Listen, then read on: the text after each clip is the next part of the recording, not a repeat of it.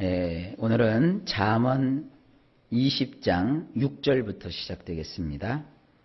6절 말씀을 보시면 많은 사람이 각기 자기의 인자함을 자랑하나니 충성된 자를 누가 만날 수 있으랴. 자, 원문을 보면 이렇습니다.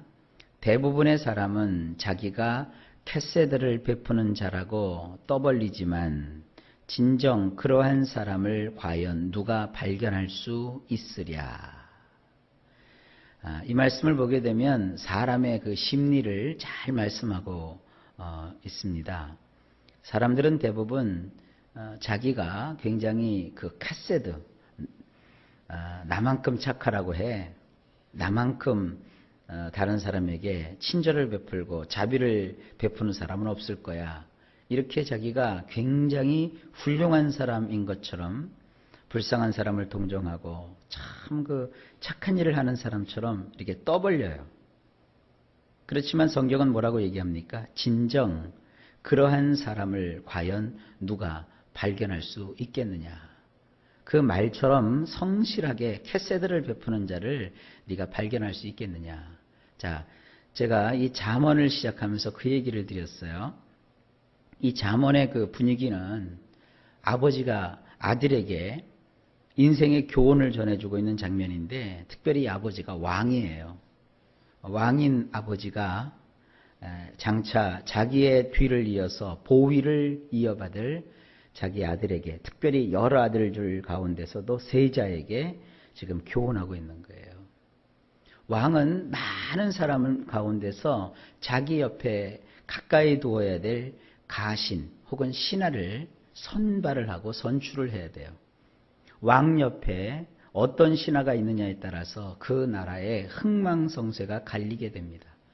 왕이 백성을 위한 왕이 될 거냐, 아니면 자기 배만 채우는 왕이 될 거냐 하는 그 중요한 어떤 그 열쇠가 되는 것도 왕 옆에 누가 있어서 그 왕을 잘 보유해주고 또 왕이 통치하는 데 도움을 줄 수 있는가, 그거에 달린 거예요. 그런데 왕 옆에 진정으로 캐세드를 베푸는 자가 옆에 있으면 그 왕이 다스리는 나라 백성들은 참 행복하고 평안할 거예요. 그런데 왕 옆에서 속살거리는 자, 자기들의 배만 채우는 자, 백성들의 그 어려움은 안중에도 없는 자들이 포진하고 앉아 있으면 왕이 늘 그릇된 결정을 하게 될 겁니다. 이 솔로몬이 이렇게 얘기를 했건만 솔로몬의 아들이 이 얘기를 듣지 않아요. 아버지가 이제 죽고 난 다음에 자기가 왕이 되어서 그 나라를 다스릴 때 이 솔로몬 아들 주변에는요, 온통 잡배들만 모여들었어요.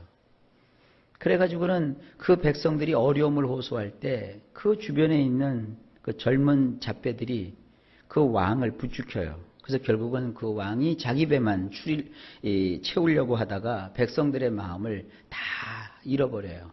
그래서 결국은 그 나라가 두동강이 나고 말아요. 그래서 그 나라가 무너지게 되는 것이죠. 이런 것을 미리 내다보고 하나님께서 이 솔로몬을 통해서 모든 시대, 모든 그리스도인들에게 아주 중요한 교훈을 주고 계시는 거예요. 그러니까 사람의 입에서 나오는 말만 우리가 이렇게 듣고서 뭘 하시면 안 돼요. 정말 그 사람의 됨됨이가 진정으로 캐세드를 베푸는 자인지 살필 수 있는, 이것이 또한 지혜입니다. 자, 그 다음 구절 볼까요? 온전하게 행하는 자가 의인이라 그의 후손에게 복이 있으리라. 이것도 원문을 보면 또 확 달라져요. 이 일 저 일 성실하게 행하는 자가 의로운 자이니 그의 뒤를 이은 자식들까지 복되도다. 자, 여기 지금 사람을 분별하는 법을 오늘 굉장히 주님이 여러 번 말씀하실 건데, 또 한 가지, 사람이 일을 시켜보면 이런 일 저런 일을 하는 데 있어서 물론 일을 유능하게 처리하는 것도 중요하지만 그 유능하게 처리하는 것보다 또 한 가지 더 중요한 것이 뭐냐 하면 성실하게 하는 거예요. 성실하게. 이 성실하게 한다라는 말은요, 원문에 보면은 뭐 하나 빈틈없이, 빠짐없이, 꼼꼼하게 아주 굉장히 완벽하게, 완전하게 뭐 이런 뜻이 있어요.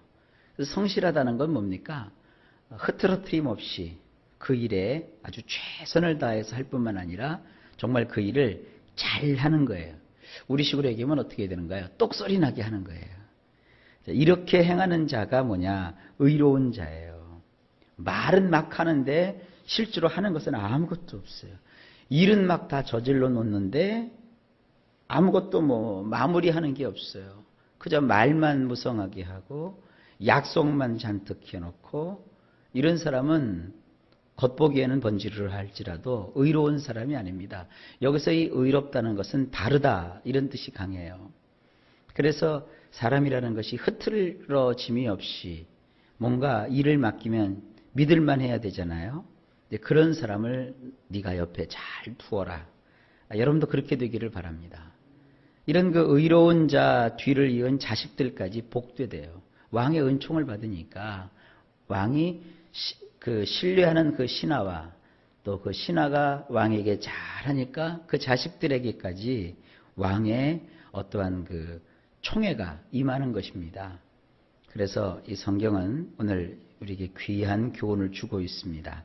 내가 성실하면 나뿐만 아니라 나의 자식들까지도 함께 행복한 삶을 살 수가 있는 것입니다.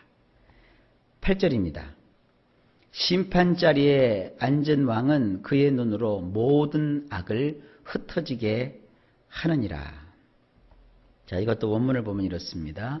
판결의 자리에 앉은 왕은 그의 두 눈으로 일체의 악을 샅샅이 살펴 뽑아내야 하느니라.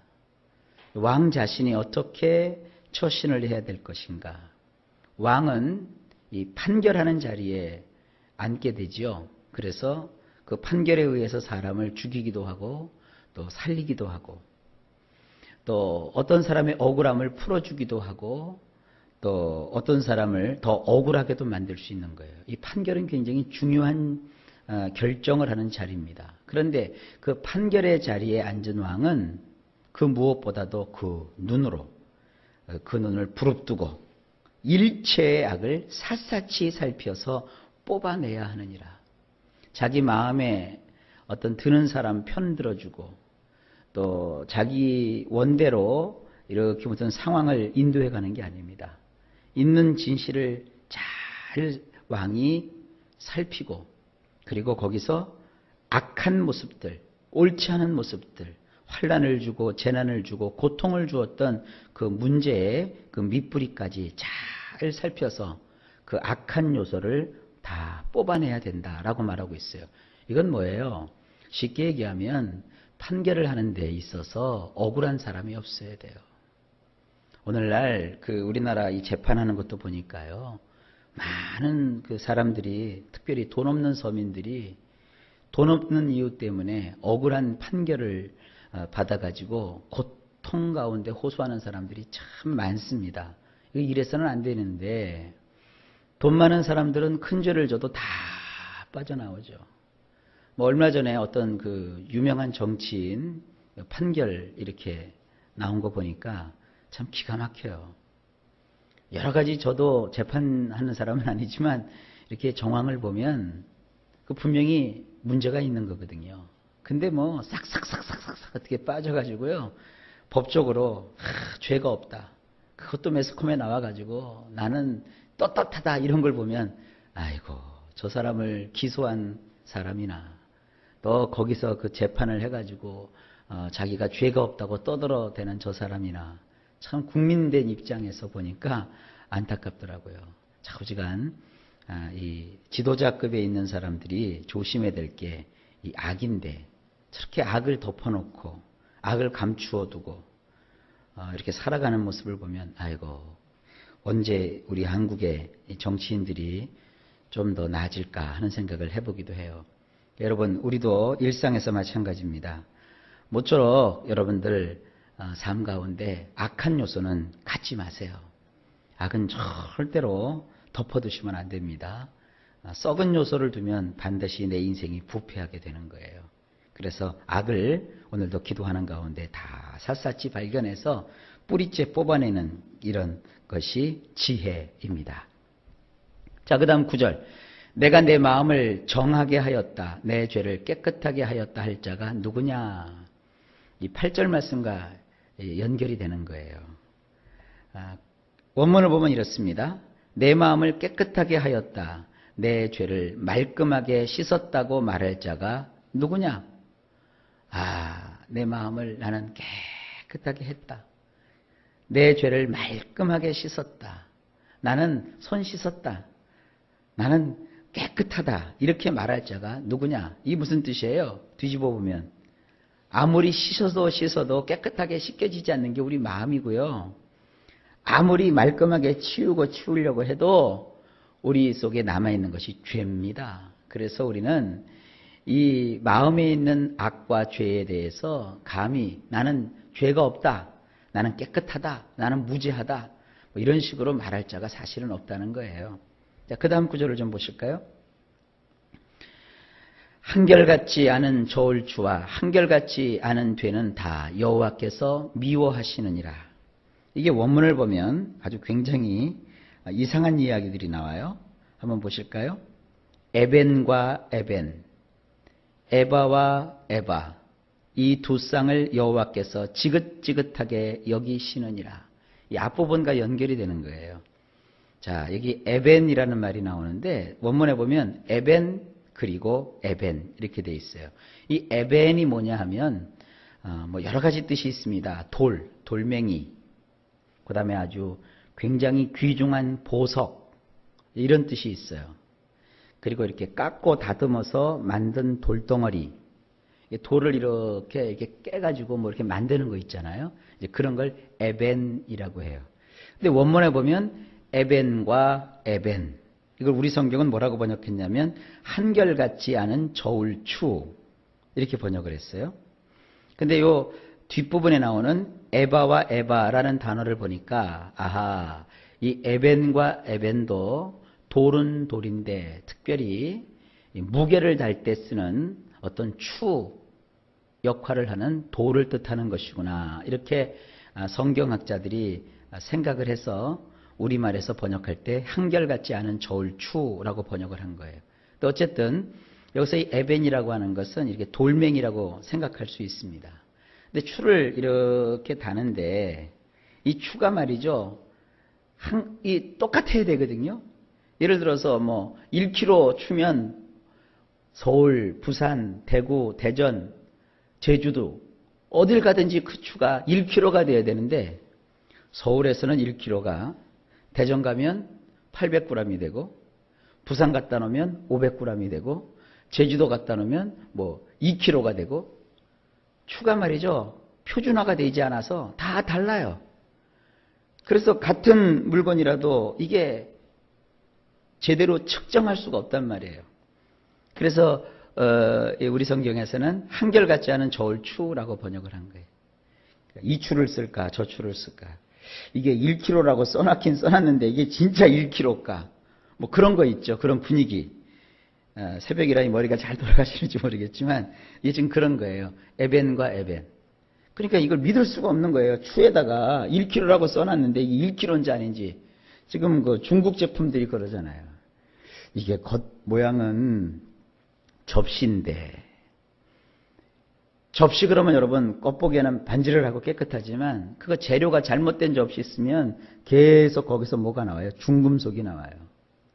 또 뚝배기인데, 뚝배기 이거 잘못된 뚝배기는 그 속에 막 퐁퐁이고 뭐고 거기 잔뜩 세제가 같이 들어가 가지고요, 끓여 놓으면은 거기 있는 음식을 먹는 게 아니라 음식 속에 그 몸에 안 좋은 세제 혹은 중금속이 함께 부글부글 끓어가지고 그걸 먹는 거예요. 그래서 저는 식당 가면요, 절대 이 뚝배기에서 뭐 나오는 거 안 먹어요.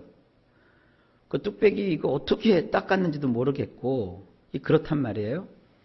이런 분위기가 에벤이에요. 그러니까 저울추가 서울이고 대전이고 어디고 다 똑같으면 1kg 그러면 다 같을 텐데 어떤 때는 이게 1kg가 되고 어떤 때는 남고 어떤 때는 모자르고, 이런 거 하나님이 지긋지긋하게 여기신대요.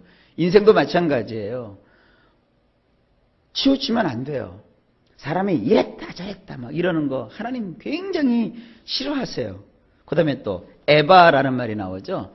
이 에바는 이제 원래 그 원문에서는 에판이라고 합니다. 에판.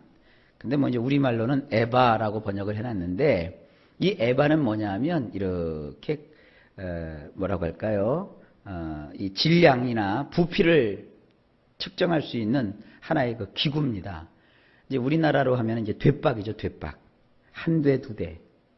여러분 아마 그 옛날에 그 쌀을 이 되나 말로 옛날에 팔아먹었잖아요. 근데 이제 어떤 데 가보면은 이 되를 속인다고요. 옛날 그 70년대 뉴스를 보면 되박을 어떻게 속이느냐. 그 되 밑에다가 이렇게 겉보기엔 똑같아요. 한 대나 한 말은 똑같은데 그 밑에 이제 바닥을 조금 올려요. 그러니까 겉으로는 한 대가 맞는데도 실제로 달아보면 한 주먹씩 비는 거예요. 그러니까 물건 사가는 사람이 한 주먹 비는 거야. 그 별거 아니지만 이걸 수천 명이 그렇게 한 주먹씩 한 주먹씩 비면 엄청난 임원을 이 장사하는 사람이 남기는 거예요. 이런 거, 에바와 에바, 바로 이런 거예요. 이렇게 속이는 것을 하나님은 지긋지긋하게 여기신대요. 그러니까 사람은 뭐예요? 성실해야 돼요. 그리고 자기가 해야 될 일을 끝까지 완수해야 돼요. 이런 사람을 찾아서 그런 사람을 아주 크게 중용해라. 지금 아버지가 왕이 될 자식에게 교훈하고 있는 거예요. 그 자식이 아버지 말을 잘 들었으면 나라가 쪼개지지 않았을 텐데 하는 아쉬움이 있죠. 자, 오늘도 우리가 하나님의 말씀을 잘 받았습니다. 이 말씀 따라서 지혜를 얻으시고 인생을 승리하실 수 있기를 예수님의 이름으로 간절히 축복합니다.